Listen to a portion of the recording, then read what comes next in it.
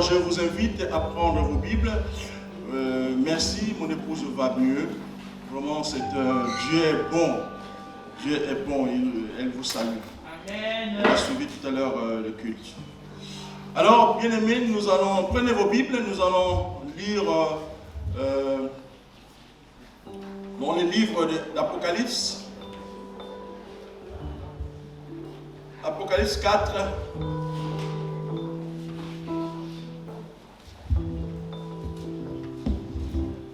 Apocalypse 4.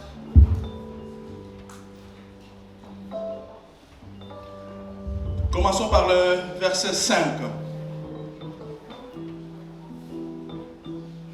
Du trône, je lis au nom de Jésus, du trône sortent des éclairs, des voix et des coups de tonnerre. Devant le trône brûlent 7 lampes. Suivez bien cette lecture. Suivez bien, bien-aimés, il va se passer quelque chose. Peut-être que vous entendez tout le temps ce que je veux dire, mais vous ne comprenez pas, vous ne saviez pas en fait. Mais c'est ce matin, il va se passer quelque chose parce que Dieu va enlever les écailles dans les yeux de quelqu'un ce matin. Dites Amen. Quelque chose qui va se passer. Quelqu'un va me dire, je ne savais pas ça. Je ne comprenais pas ça. Comme je tout dis, on combat l'adversaire par devant, pas derrière. Il faut savoir ce que tu fais aussi. Mon peuple périt faute de connaissances. Alors, au verset 6, il dit, il y a encore devant le trône comme une mer de verre semblable à du cristal.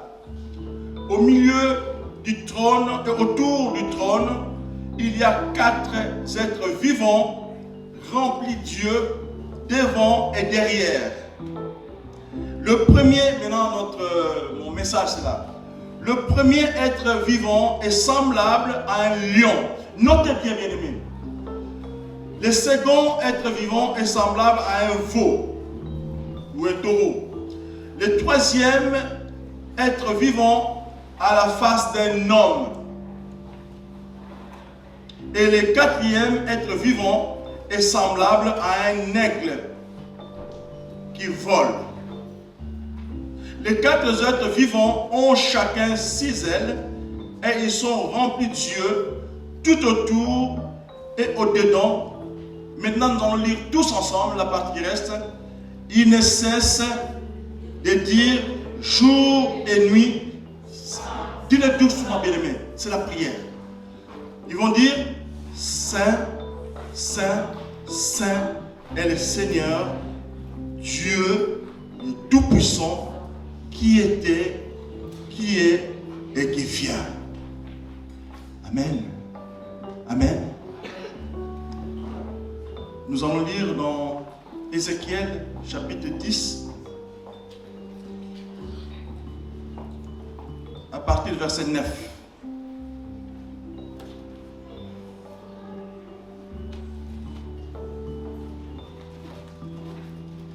C'est le verset 14 qui nous intéresse.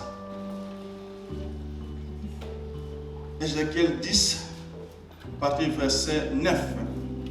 9.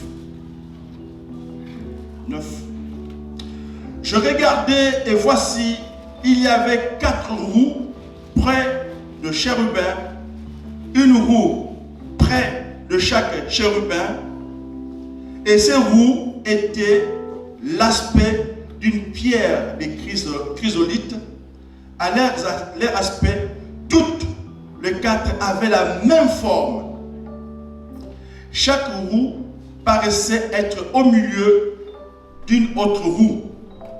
En cheminant, elles allaient de leurs 4 côtés. Elles ne tournaient point dans leur marche, mais elles allaient dans la direction de la tête sans se tourner dans leur marche. Tous les corps de chérubins, leur dos, leurs mains et leurs ailes étaient remplis d'yeux, aussi bien que le roue tout autour. Les 4 roues, j'entends qu'on appelait le roue tourbillon. Maintenant, le verset qui nous intéresse. Chacun avait 4 faces. La face du premier était une face de chérubin. La face du second, une face d'homme. Et celle du quatrième, celle du troisième, une face de lion. Et celle du quatrième, une face d'aigle. Et les chérubins s'élevèrent. C'était des animaux que j'avais vus près du fleuve du Kébar. Seigneur mon Dieu, je te remercie, je te rends grâce. Je te présente ces moments. Je te présente cette prédication. Mon Dieu, mon roi, cette prédication se transforme en enseignement. Je veux que tu puisses enseigner une personne ce matin.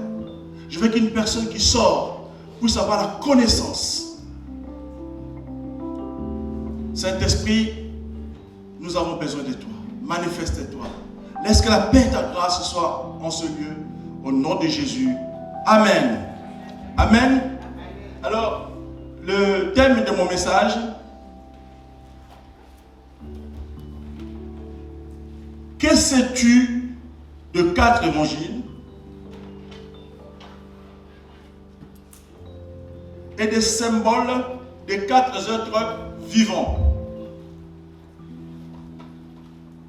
C'est très important. Nous lisons la Bible tous les jours. Est-ce que nous connaissons, est-ce que nous comprenons le sens de ces 4 évangiles? Et ce matin, je me tiens devant vous pour que vous puissiez comprendre. Alors, le thème, c'est celui-là, mais j'ai un sujet. C'est-à-dire le sujet, c'est-à-dire nous allons faire le parallèle qui est établi entre les 4 évangiles et les symboles des 4 êtres vivants qu'on vient de dire ici. Alors, il faut comprendre que le chapitre 4, verset 7, ou Ézéchiel 10, verset 14, correspondent à la façon dont Christ est présenté dans les 4 évangiles. Retenez que le chiffre 4 dans la Bible est le symbole de l'équilibre.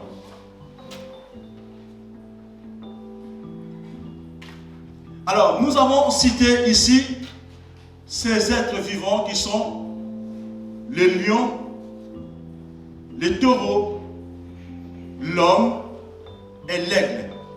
Alors, à quoi correspondent les lions que nous venons de lire? Les lions correspondent à quel évangile? C'est-à-dire tous les êtres qu'on vient de citer, ils correspondent à donc aux 4 évangiles, mais chaque élément correspond à un évangile. Ici, les lions correspondent à l'évangile de Matthieu. Regardez comment il fait peur. Les lions, bien aimés, signifient le roi.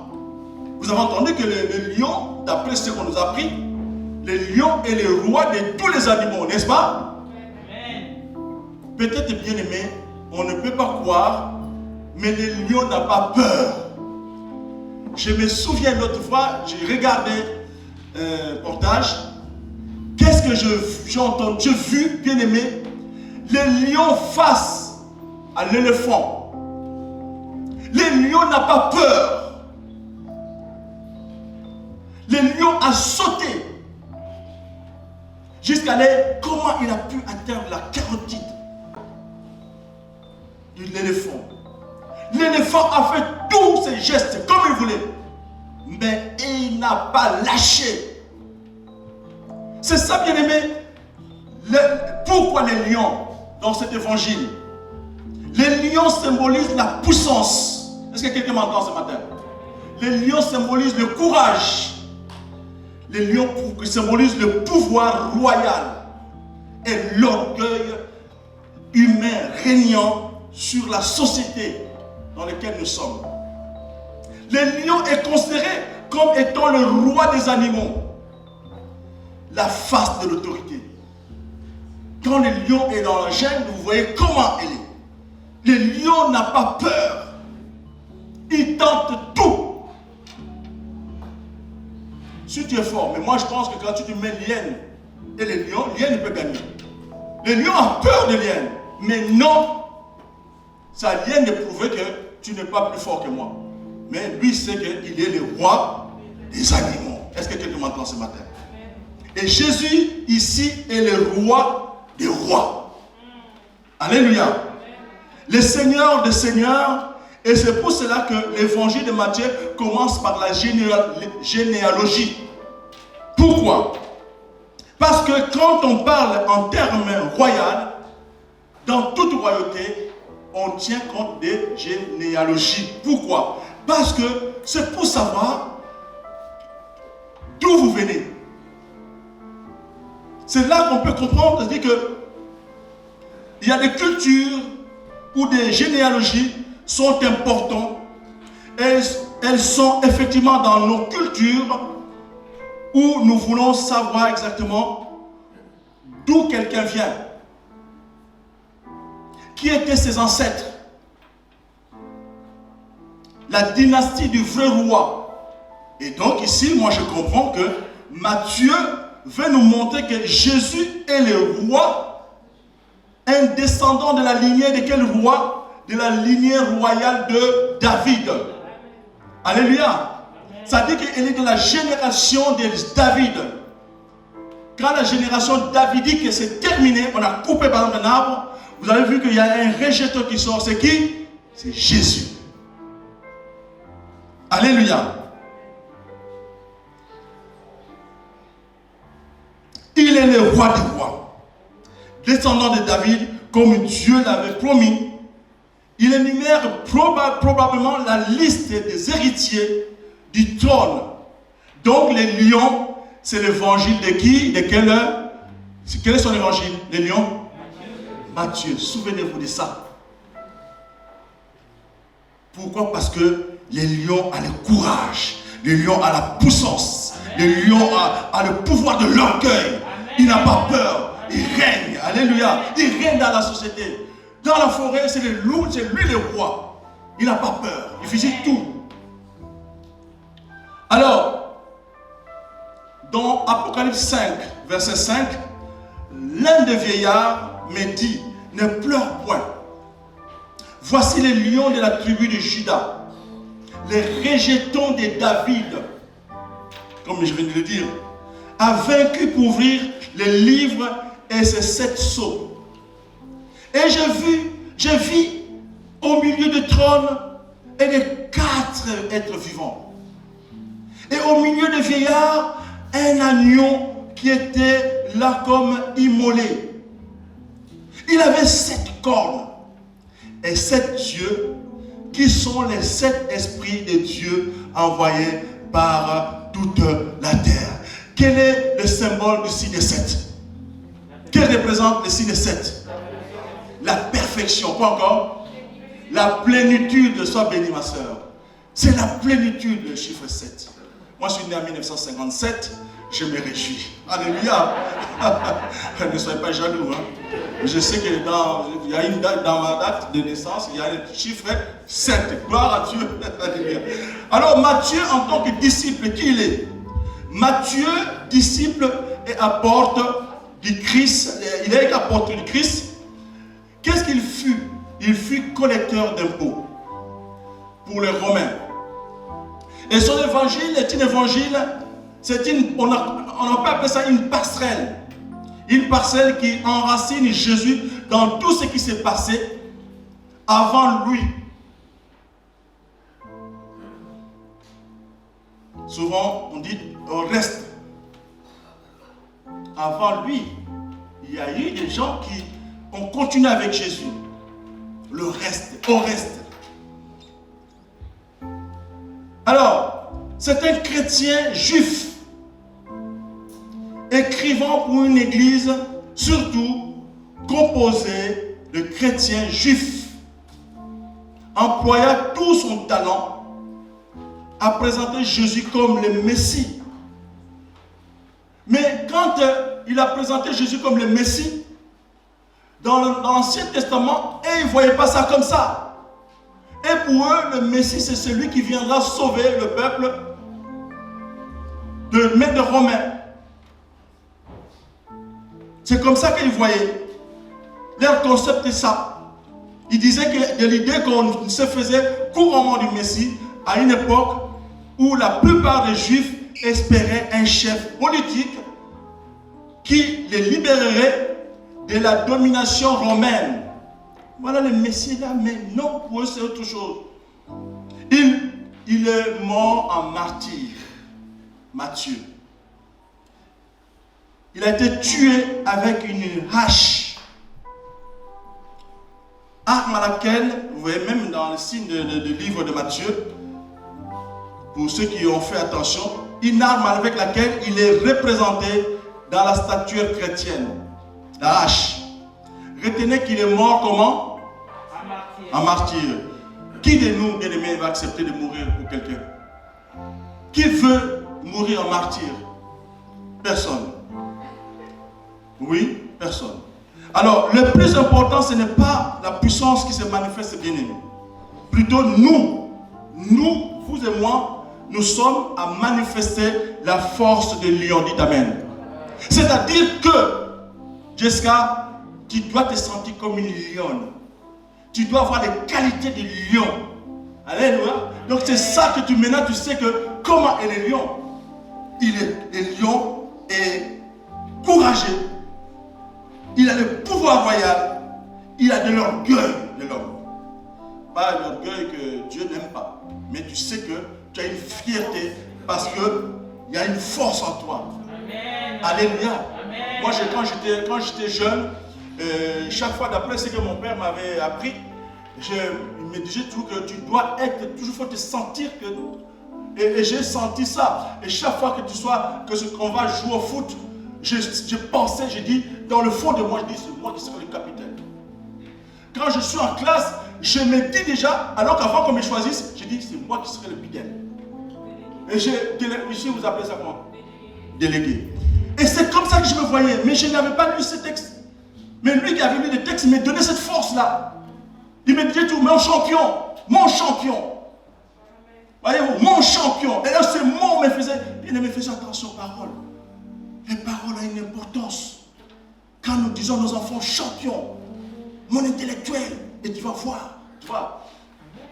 Moi, j'ai le fils de ma nièce et sa fille. Quand j'ai dit mon docteur, maintenant il est en train de prévoir de faire la médecine. Parce que ce mot, je le dis tout le temps, c'est-à-dire, papi est en train de me voir médecin. Les mots ont une grande importance. Amen. Alléluia. Amen, amen. Et maintenant, Matthieu, donc on n'a pas besoin de démonstration pour obtenir une onction. Alors, l'évangile de Matthieu, vous avez compris, il correspond à quel évangile? Le lion correspond à quel évangile? Matthieu, n'est-ce pas? Qui veut dire quoi? Qui veut dire quoi? Si tu corresponds, tu te ressens, tu dis que je veux me ressembler au lion, ça veut dire quoi? La puissance. La puissance, quoi encore? La loyauté. La loyauté, quoi encore? L'orgueil. Non, pas le mauvais orgueil, il ne faut pas mal interpréter l'orgueil. Oui, la fierté. Voilà, c'est ça. Ça dit que tu es sûr. Amen. On ne te dominera pas. Amen. Parce que celui qui est en toi, c'est qui? C'est Jésus. Amen. Si Jésus est en toi, personne ne peut te dominer. Ils viendront, ils ne te trouveront pas. Amen. Alléluia. Amen. Maintenant, le deuxième, c'est l'évangile de Marc. Marc nous présente Jésus comme le bœuf, ou le veau, ou le taureau. Alors, surtout pour ceux qui connaissent le bœuf, c'est un animal fort qui travaille beaucoup. Symbole de martyr. Le pénible travail qu'on lui fait faire. Peut-être que si vous n'avez pas vu ça. Mais si vous partez en Afrique, dans l'Afrique saharienne, surtout dans le côté où vous voyez que la terre est dure, et ils n'ont pas tous ces outils qu'on a actuellement, des tracteurs et autres. Mais qui travaille pour eux? C'est le peuple. Ils travaillent sans cesse. C'est comme si on ne peut pas croire que c'est un être vivant, il peut aussi se reposer. Le bœuf travaille beaucoup. Pourquoi maintenant on parle que l'évangile de Marc nous présente Jésus comme le bœuf? Il nous présente Jésus comme le bœuf.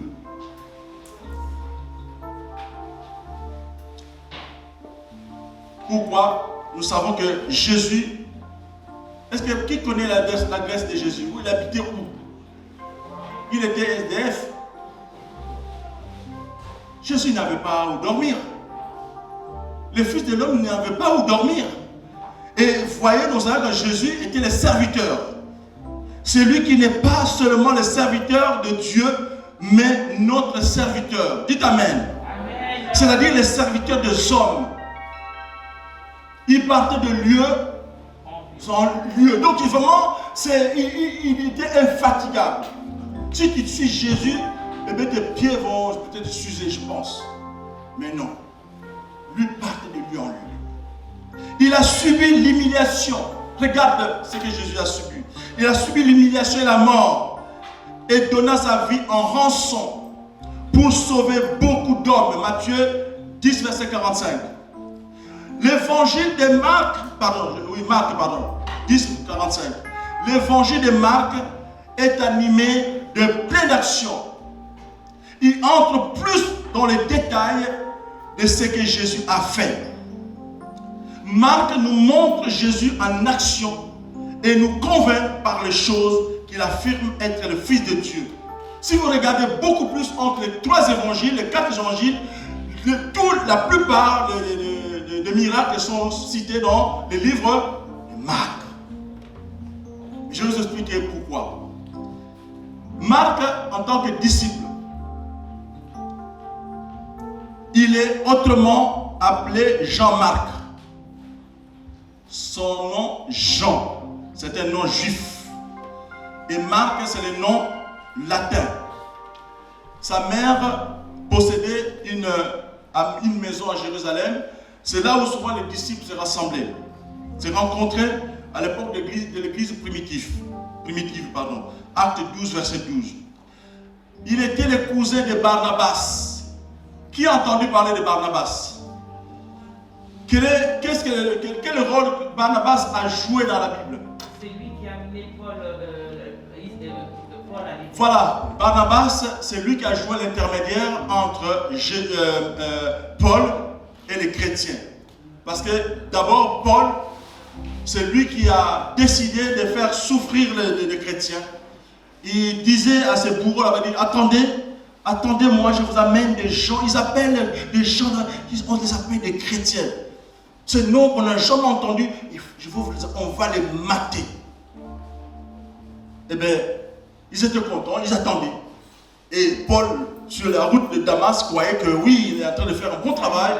Eh bien, paf, stop. Sur le cheval, Paul tombe par terre.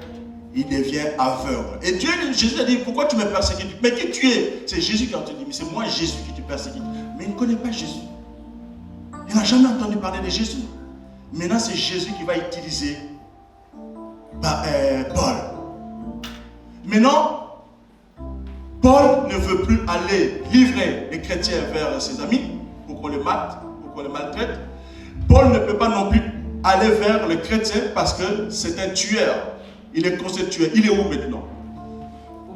Au milieu. Non, il ne sait plus où aller. Il ne peut pas aller là. Parce que maintenant, Paul, on t'attend. Tu nous as trahis. De l'autre côté, non, nous ne voulons pas de toi. Tu es un maître, tu es mauvais, tu peux. Mais qui a joué l'intermédiaire? C'est Barnabas. C'est Barnabas. Bien aimé dans la vie, il n'y a qu'une personne qui peut t'amener quelque part. La réussite, tu peux avoir beaucoup de diplômes, mais c'est toujours une personne qui va t'amener quelque part pour dire, ah, je connais quelqu'un. Ah, je connais, c'est ça. C'est vrai. Moi, quand j'ai commencé l'enseignement médical, et tout de suite, ma grande soeur, dès que j'ai dit, c'était, ah, viens, je connais quelqu'un. On arrive là-bas, comme ils se connaissaient. Oh, ça s'est passé sans tracas, il n'y a rien. Parce qu'il y a la connaissance. Il faut tout attendre, il y a une personne qui parlera de toi quelque part. Amen. Comme Barnabas. Alors Marc, en tant que disciple, il est autrement appelé Jean-Marc, comme nous venons de dire. C'est lui qui avait donné une seconde chance à Paul.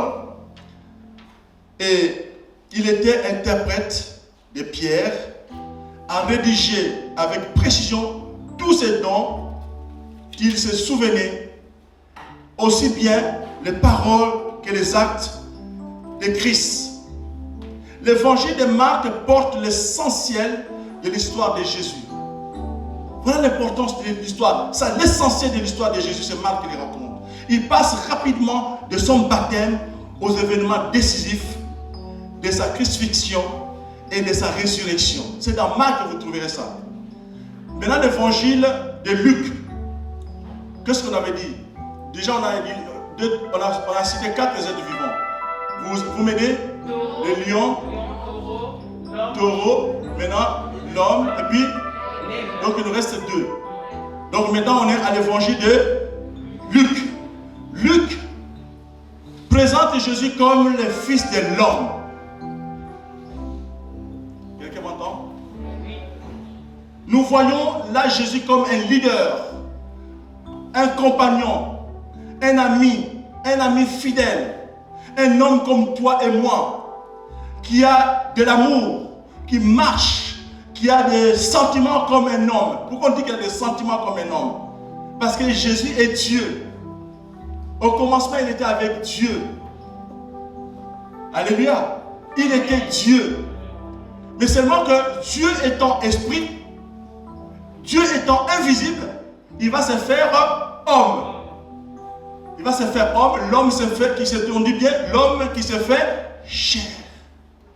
Donc, il a tous les aspects d'un homme comme toi et moi, qui a faim comme tout le monde, qui pleure comme tout le monde. Il a le même sentiment comme tout le monde, comme l'homme. Mais il est Dieu, 100% Dieu, avec toute sa plénitude divine. Dites Amen. Amen.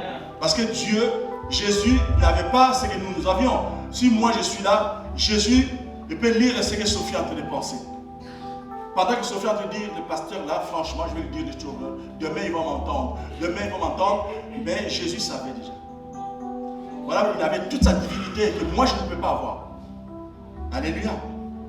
Donc, c'est une manière quelque peu énigmatique dont Jésus se désignait fréquemment lui-même dans Jean 12, verset 23. Il se désignait comme le représentant de l'ensemble de l'humanité. Homme extraordinaire, instaurant un royaume puissant et invincible.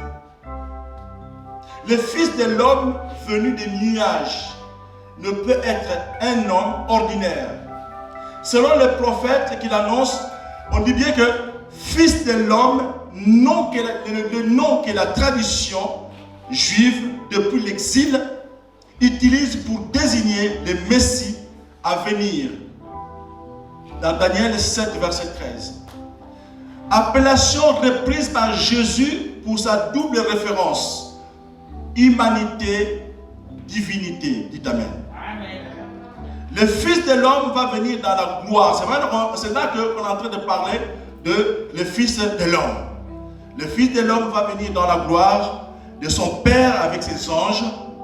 Et alors, il traitera chacun conformément à sa manière d'agir, c'est-à-dire le jugement.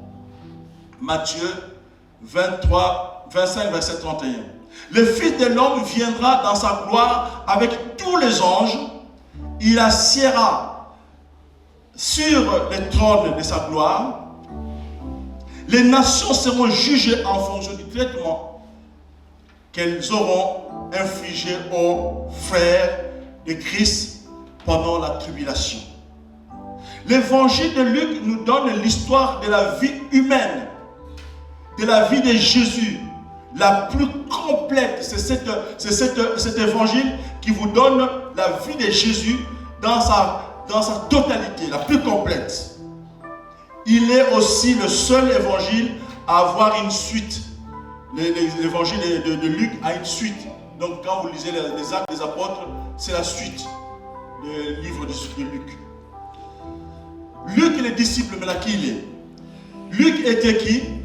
Était le médecin de profession bien-aimé, ami de Paul et compagnon de ses voyages messianiques, ou missionnaires, je veux dire. Dans Colossiens 4, verset 14. Luc n'était pas juif.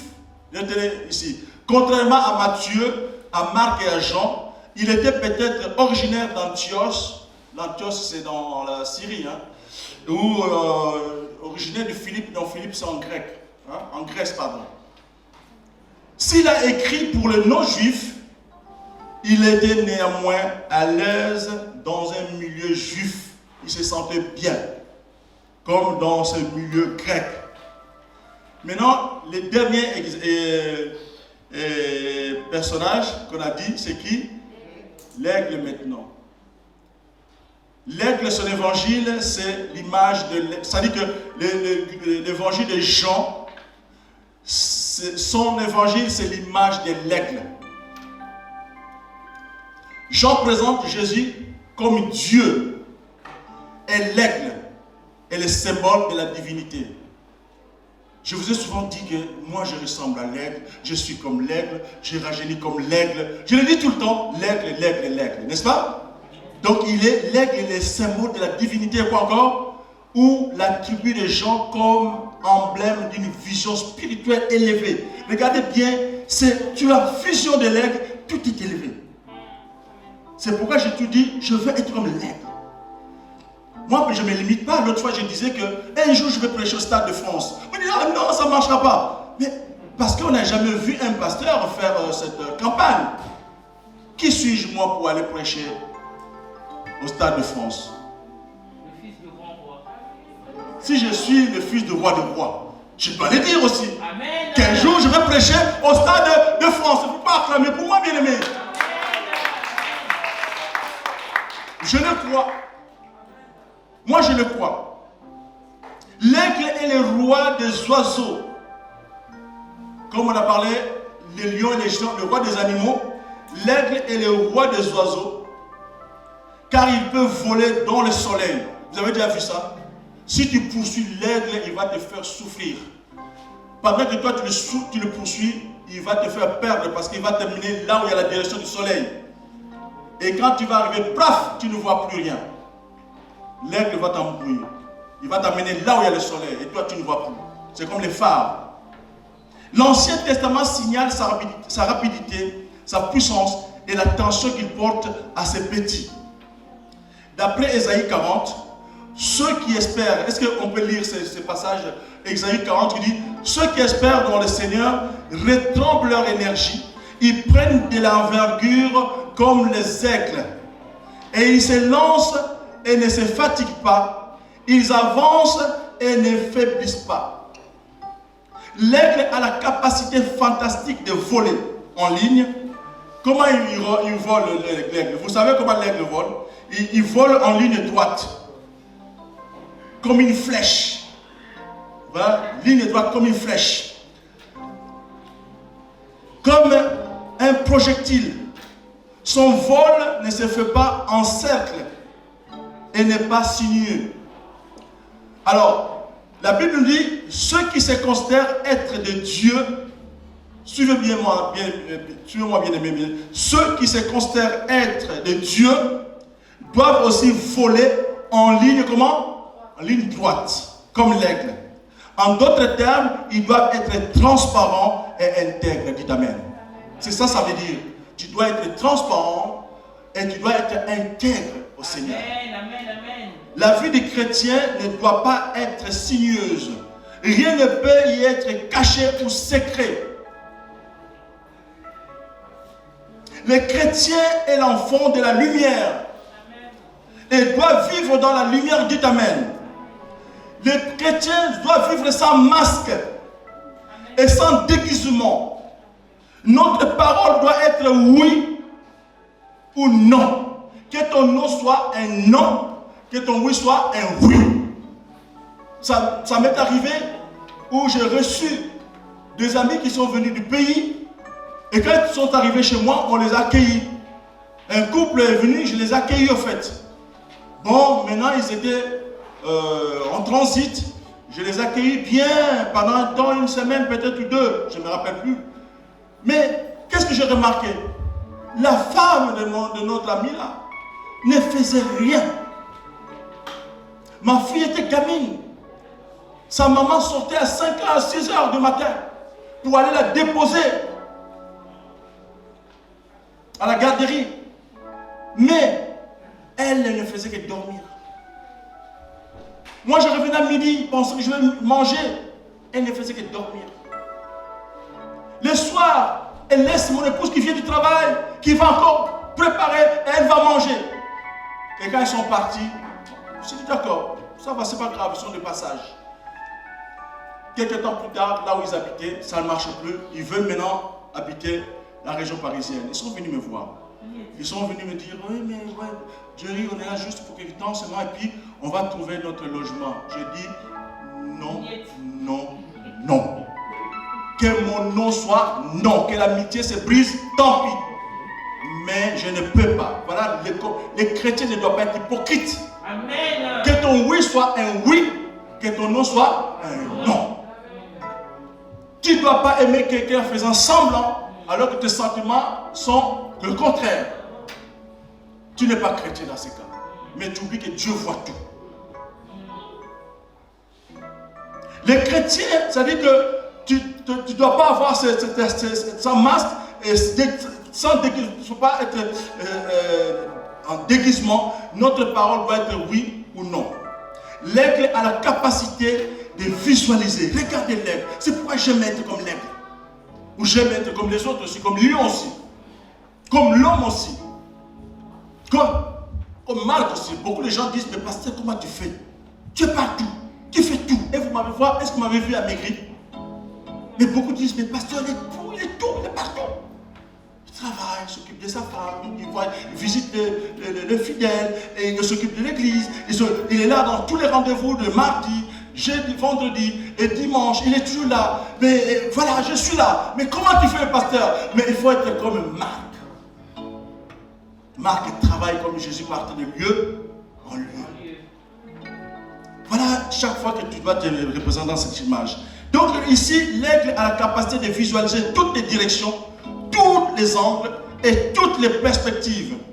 Volant à une altitude de 200 mètres, il peut détecter, regardez bien aimé, à 200 mètres, l'aigle peut aller chercher une monnaie qui est dans l'herbe. Quelle vision! Ça dit qu'il faut avoir la vision du Seigneur. Il ne faut pas dire, oh je fais comme ça, non, ça va marcher, ça ne va pas marcher, non. Il faut voir comme l'aigle. Il faut avoir la vision. Dites Amen. Alléluia. Les yeux de l'aigle sont précieux. Ils sont spéciaux. Il a la rétine double. Et sa seconde membrane transparente fonctionne comme une espèce de lunette noire. De ce fait, à l'inverse des autres oiseaux qui ne voient que la clarté du soleil dans son contour, l'aigle est le seul oiseau qui voit pleinement la lumière. Vous avez déjà vu ça? Quand nous roulons et que quelqu'un t'a mis le phare, qu'est-ce qui se passe? Tu ne peux plus. Mais l'aigle, il s'en fout. L'aigle voit normalement. Quelle vision! Est-ce que tu ne veux pas être comme l'aigle vraiment? Là où tu es envoyé, ça n'envoyera pas. Parce que tu as la vision de l'aigle. Il faut te dire comme ça, j'ai la vision de l'aigle. Alléluia. C'est comme ça qu'il faut voir. Grâce à sa vision aiguisée, l'aigle perçoit rapidement l'approche d'une tempête. Regardez bien. Il sait qu'il y a une tempête. Pour vaincre les obstacles, il ne descend pas et ne se cache pas, mais il élève son vol au-dessus des nuages qui provoquent la tempête. Même si les océans se déchaînent, je ne traverserai. Espère tu domines les tempêtes. Je suis tranquille, car tu... L'aigle, quand il y a les tempêtes, et qu'est-ce que l'aigle fait? Il va au-dessus des tempêtes. Il laisse la tempête et lui il est au-dessus. Alléluia. Il faut être comme ça, bien-aimé. L'aigle est un oiseau qui aime la liberté. Dites Amen. L'aigle, il est proche des auteurs donc. Il n'aime pas vivre en captivité, ni dans une cage. Il ne survit pas, il ne peut pas survivre s'il est enfermé dans un zoo. Ça ne marchera pas. Il peut mourir, mais ne restera jamais prisonnier. Il n'accepte aucune autre condition de vie que la liberté. Alléluia. Les chrétiens ne peuvent pas vivre captifs, bien-aimés. Dites Amen. Le chrétien ne doit pas être un homme tremblant, non. Et tu ne dois pas être effrayé en ayant toujours pour peur d'affronter les difficultés. Le chrétien ne peut pas avoir peur d'affronter les difficultés, Pascal. Certaines personnes vivent comment?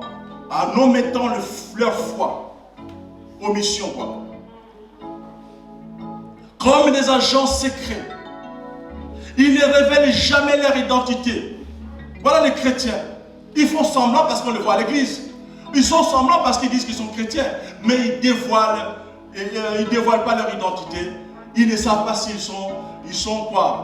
Ils sont, vous savez, il y a un oiseau qui a double identité. C'est qui? C'est la chauve-souris. On ne sait pas si c'est un oiseau ou quoi? Ou un animal. Il a des poils, il a des ailes. Mais tu es qui? C'est quoi ton identité? Il est sans identité, bien aimé. Alors ne soyez pas comme la chauve-souris. Tu dois avoir l'identité. Mon pasteur anglais qui nous a appris le cours de transformation, il nous a formés. Il est venu des États-Unis pour ici, mais il avait quelqu'un de très proche. Mais c'est quelqu'un qui trouvait bien intégré dans le Seigneur. Un homme bien, qui aime bien Dieu, qui aime bien. Ah, il est tout vraiment, oh, il est pieux. Ah, lui, il pensait comme ça. Il dit, bon, il faut que j'aille le voir. Il connaissait là où il travaillait. Arrivant à la société, qu'est-ce qu'il va? Il demande le nom, mais malheureusement, le nom l'échappe. Il a que le prénom, mais peut-être ce n'est pas le même prénom qui est marqué dans son travail.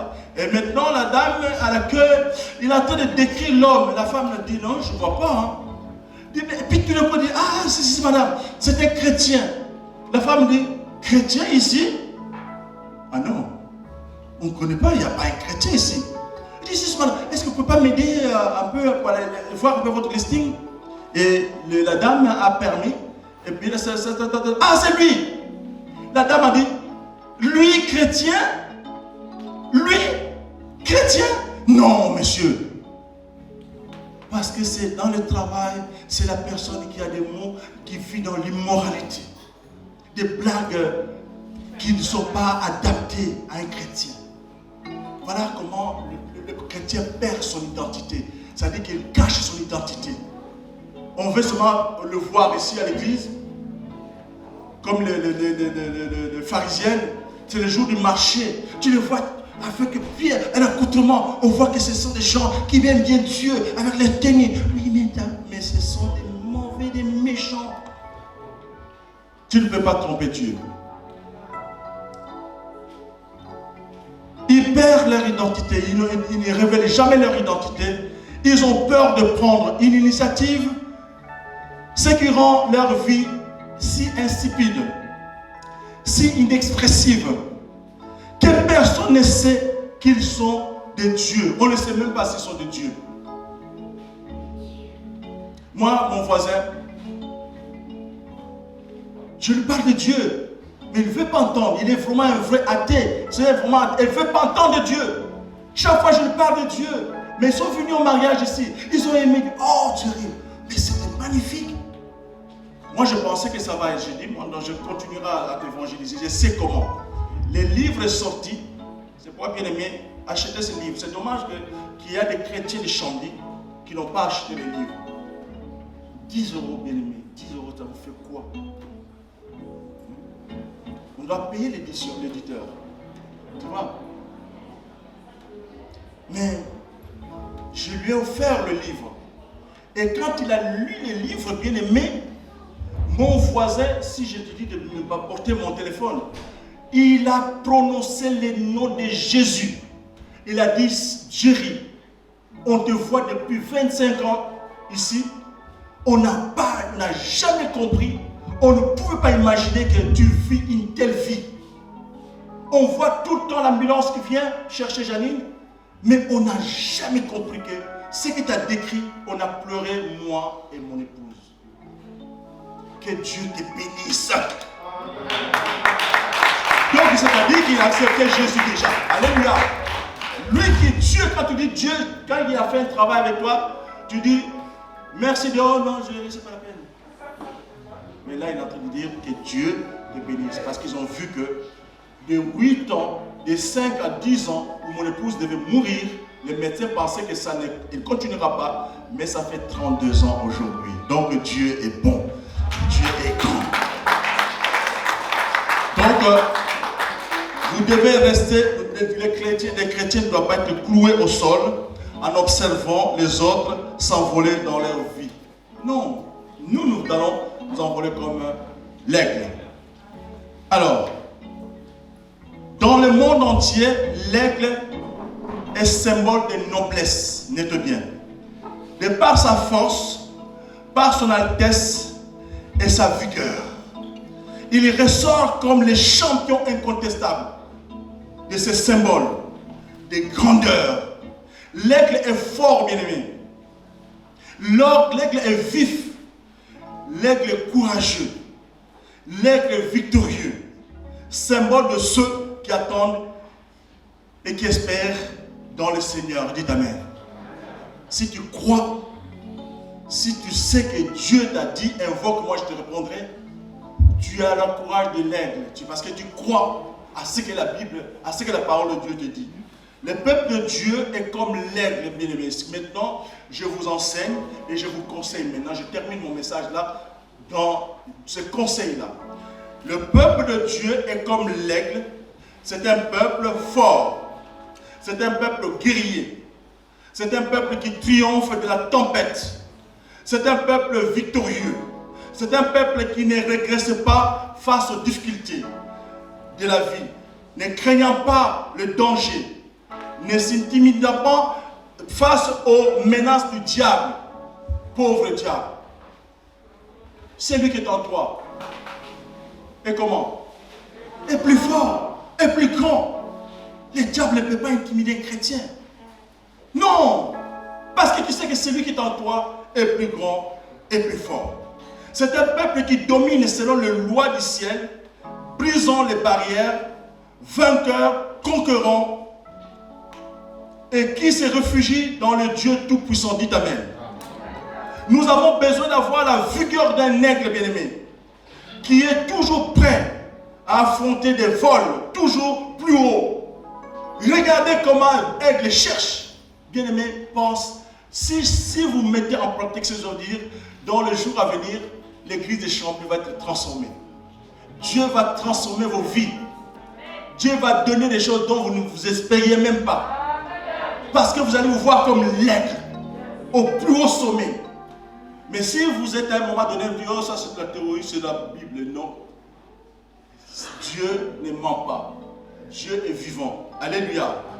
Donc nous avons besoin d'avoir la vigueur d'un aigle qui est toujours prêt à affronter les vols toujours plus haut, affrontant les défis et quand il faut, sacrifiant en faveur de sa rénovation. Alors, regardez comment l'aigle fait. L'aigle se rend compte qu'il est grand temps pour ses petits-enfants, pour ses petits, de voler. Et que même ainsi, ils restent accommodés dans leur nid. Ils décident de restreindre leur alimentation et de retirer la couverture douillette qui recouvre les nids pour ne laisser que des épines sèches et pointues. C'est pas l'intelligence, ça. À votre place, j'aurais aimé que vous applaudissiez. Parce que comment l'aigle est un oiseau, son intelligence dit que mes petits, ils sont bien dans leur nid. Ils sont bien protégés. Oh, ils ne manquent de rien. Je leur apporte à manger. Mais regarde comment l'aigle fait. Il va casser ses nids. Il enlève tout du nid. Maintenant, le nid devient nu. Qu'est-ce qui va rester? Quoi? Il reste quoi? Les épines. Et maintenant, les enfants, qu'est-ce qu'ils vont avoir? Ils vont se piquer, n'est-ce pas? Pourquoi? Qu'est-ce que la maman cherche? Il faut qu'ils volent de leur propre zèle. Donc, il les chasse indirectement. Mais il leur apprend que je ne continue pas à vous nourrir. Et maintenant, qu'est-ce que l'aigle fait? Il les pousse. Alors maintenant, les enfants n'ont jamais volé. Qu'est-ce qu'ils vont faire?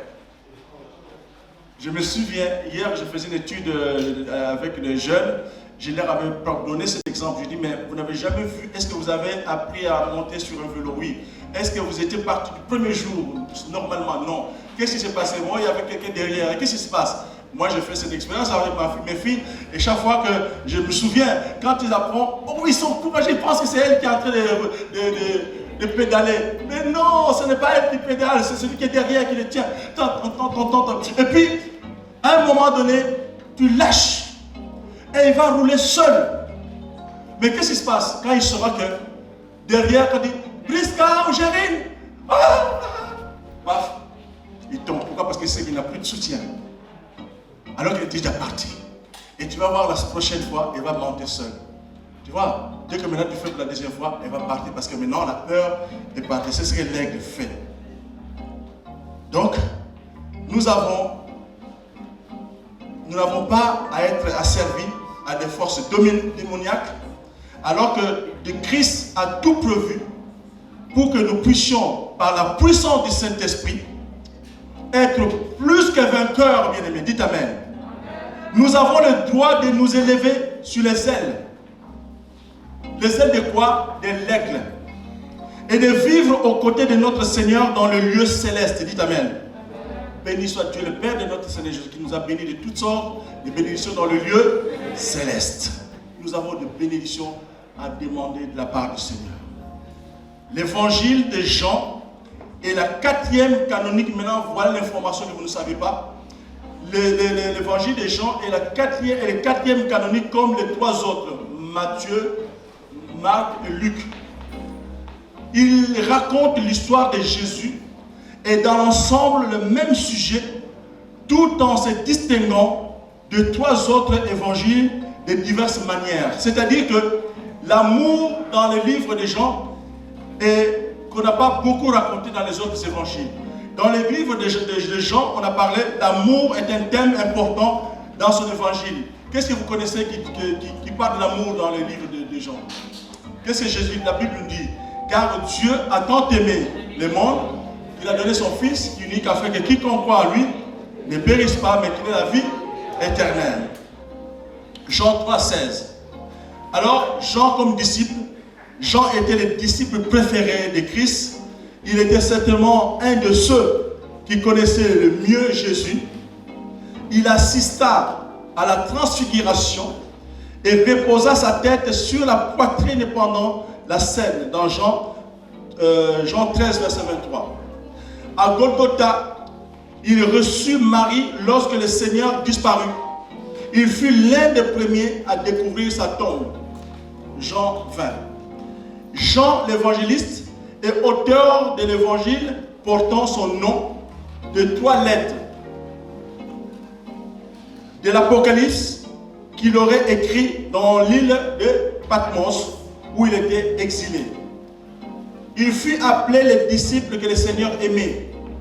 C'est dans l'évangile de Jean qu'on peut lire le commandement chrétien le plus admirable. Quel est ce commandement? Le plus admirable, c'est dans Jean. Aimez-vous les uns les autres. Je crois que tu faisais autre chose. Tu écris les cours aussi? Tu écris, d'accord. Amen. Aimez-vous les uns, c'est-à-dire Sophie suit bien. Aimez-vous les uns les autres comme je vous ai aimé. Jean dépeint ici Jésus comme une lumière qu'on ne peut pas empêcher de briller dans les ténèbres. Et comme la source de la vie. Quelle est notre église? Comment on appelle notre église? Source de vie. Voyez-vous que vous ne vous connaissez pas. Vous avez tout, mais vous ne savez même pas votre trésor. Alléluia. Votre héritage. Hein? Là, Jean dépeint Jésus comme une lumière qu'on ne peut pas empêcher de briller dans les ténèbres et comme la source de la vie. Jésus étant la lumière du monde et le sel de la terre, nous aussi nous sommes quoi? Nous devenons aussi lumière du monde et le sel de la terre par notre témoignage, Pascal, maintenant le témoignage que tu as, la douceur que tu as eue depuis que vraiment tu as compris que tu aimes Dieu, la douceur qui est en toi, tu vas voir autour de toi, même tous ceux qui te voyaient autrement, ils vont remarquer que tu n'es plus la même personne. Nous n'avons pas les mêmes, comme on disait cette publicité à l'époque, on n'avait pas la même valeur. Tu vois, maintenant les personnes vont te voir différent parce que tu as changé. Tu as changé. Donc nous aussi, Nous sommes la lumière du monde et le sel de la terre par notre témoignage vis-à-vis de non-croyants et de ceux qui rétrogradent et de ceux qui se découragent. Alors, que retenir à travers ces parallèles? Maintenant, on parle de parallèles, cette comparaison est surtout à travers l'évangile de Jean. L'évangile de Jean, quel enseignement devons-nous retenir? D'abord, au travers des 4 évangiles, nous voyons la révélation de la gloire du trône de Dieu. Le trône de Dieu. Que Dieu a bien voulu montrer à son apôtre Jean et à son prophète Ézéchiel, que vous venez de lire le livre de Jean, d'Ézéchiel. Alors, prophète Ézéchiel, et chaque image qu'il a vue correspond aux 4 évangiles. Et toutes ces images sont symboliques de notre Seigneur Jésus-Christ. Alors, ce qu'il faut savoir aussi sur l'évangile de Jean, pendant qu'on peut dire, ça c'est très important de le savoir, beaucoup ne le savent pas, que l'évangile de Matthieu, de Marc et de Luc sont appelés des évangiles synoptiques. Vous avez entendu ces mots? Oui. Synoptique veut dire quoi? Hein? Voilà, terme grec qui signifie voir ensemble, autrement dit, ont une narration semblable qui permet de les voir ensemble et de les comparer. Vous voyez, c'est comme un papa. Un papa, il y a 3 enfants. Vous allez voir que les 3 enfants, ils ne vont pas décrire le papa de la même façon. Il y a un enfant qui va dire « mon père est trop dur » parce qu'il les voit de face. Il y a un papa qui va dire « oh, mon père est cool ». Et il y a un enfant qui dit « oh, mon père, il s'en fout ». Mais il parle de combien de papas? Il parle des mêmes papas. Donc, en fait, dans les 3 évangiles, il parle de la même histoire de Jésus, mais différemment. Alors, contrairement à Jean, ça dit que, en revanche, l'évangile écrit par Jean ne fait pas partie des évangiles synoptiques. Les textes n'ayant pas le même modèle structural que les 3 autres, Jean, dont le texte a une dimension fortement symbolique, fait ressortir les enseignements de Jésus plutôt que l'histoire chronologique de son ministère. Néanmoins, le message central de l'évangile est commun aux 4. C'est pourquoi on dit que les 4 évangiles est commun aux 4 livres qui nous racontent la naissance de Jésus, Fils de Dieu, sa vie, son ministère parmi les hommes, sa mort et sa résurrection. L'enseignement à retenir quant à l'image de l'aigle dans l'évangile de Jean, les airs, les sommets, les airs, les sommets. Chrétien, vois-toi maintenant au sommet. Amen. Oui, nous devons prier sans cesse, car la prière est notre puissance. Nous devons rendre grâce en toutes choses. N'éteignons pas, bien-aimés, le Saint-Esprit. Ne méprisons pas les prophéties, mais examinons-le toutes. En retenant ce qui est bon, nous devons rester sanctifiés, c'est-à-dire nous sommes mis à part du péché de ce monde, car les jours sont mauvais. L'ennemi se déchaîne. Attention, bien-aimés, nous devons nous abstenir de toute espèce de mal. Les chrétiens ne craignent presque plus rien maintenant, comme Dieu l'a fait. C'est-à-dire les chrétiens ne retiennent presque plus rien, comme si Dieu ne fait rien. On voit les divorces par-ci par-là, alors que le serment, dans la tristesse, comme dans la joie, dans les difficultés, dans la maladie, comme dans la santé, jusqu'à la mort nous sépare, la philosophie a remplacé ces serments. Et pourtant, c'est la Bible qui nous le conseille. Vous devez vivre jusqu'à ce que la mort vous sépare. Souffrance ou pas souffrance, bonheur ou pas bonheur. Mais regardez bien, les chrétiens ne craignent presque plus rien, comme si Dieu ne fait rien. On voit ceux qui sont baptisés, passés par les eaux de baptême. C'est parce qu'il y a l'attention. Ceux qui sont passés par les eaux de baptême, Sabrina, attention. Au bout de quelques jours seulement, ils ont oublié qu'ils ont fait leur conversion. Oublié la conversion faite et retrouvent les œuvres de la chair, retour du vieil homme, toi qui étais devenu une nouvelle créature. La crainte de Dieu n'existe plus. Dieu ne fait plus rien, l'immoralité, ces pratiques sans crainte, alors Dieu nous dit dans 1 Thessaloniciens 5, verset 23, que le Dieu de paix vous sanctifie lui-même tout entier et que tout votre être, l'esprit, l'âme et le corps soient conservés irrépréhensibles lors de l'avènement de notre Seigneur Jésus-Christ. Celui qui vous a appelé est fidèle et c'est lui qui le fera. Alors, en tant que chrétien, il nous arrive de nous culpabiliser. Parfois, on fait des choses dont tu ne peux même pas te rendre compte. Tu as fait une chose, tu manques la reconnaissance. Quelqu'un qui t'a aidé, qui t'a hébergé, tu vas lui faire du mal, tu vas critiquer. Quand une personne te reçoit une nuit, il faut rendre grâce. Tu serais dehors. Mais toi, on te corde 2 jours, tu vas faire 1 an, et quand tu vas partir, tu vas dire tout le mal que tu connais, sur tous les recoins.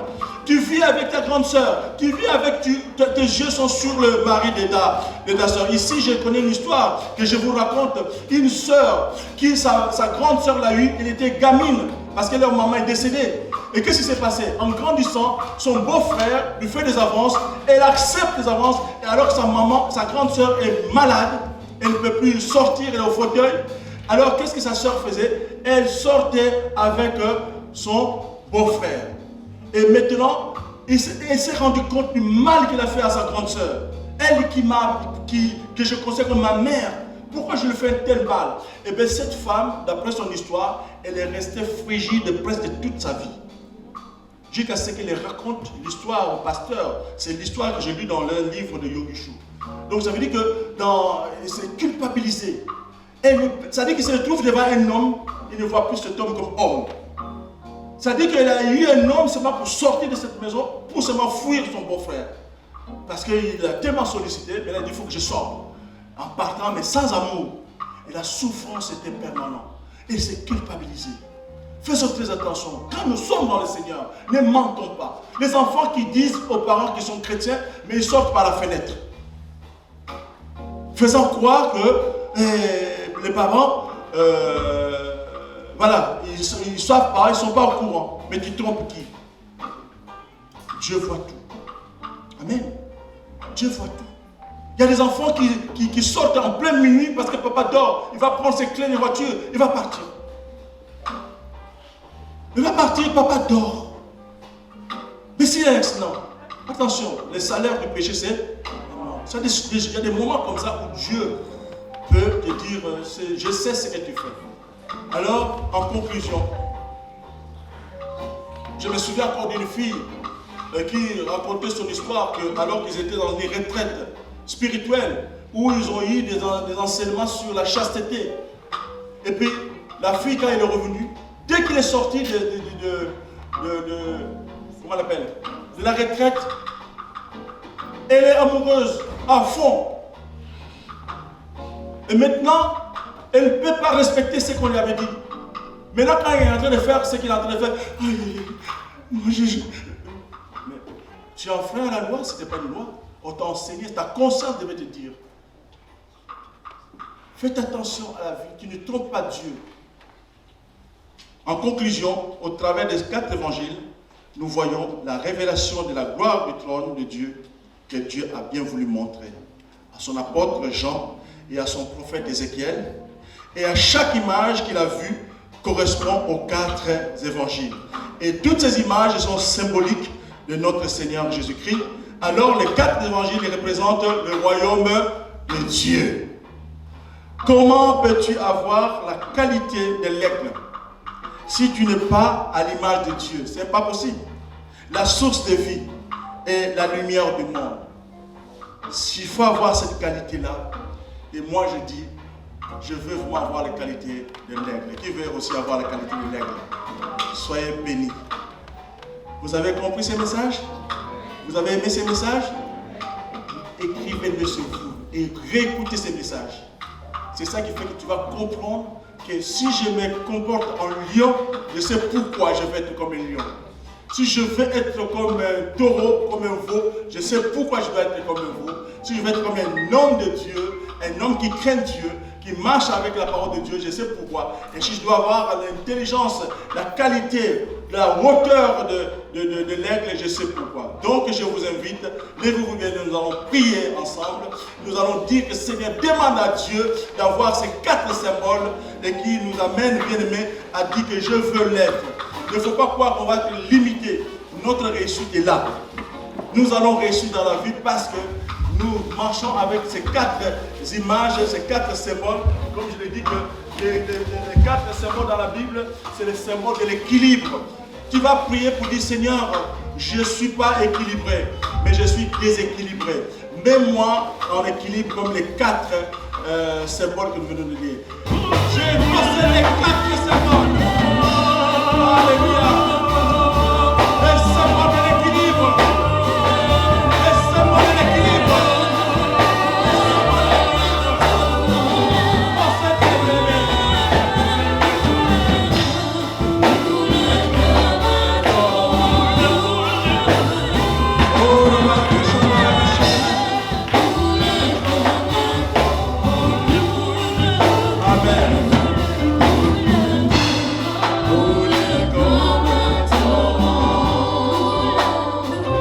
Recevez au nom de Jésus ces 4 symboles qui représentent aujourd'hui, qui symbolisent l'équilibre. Est-ce que l'équilibre est en vous maintenant?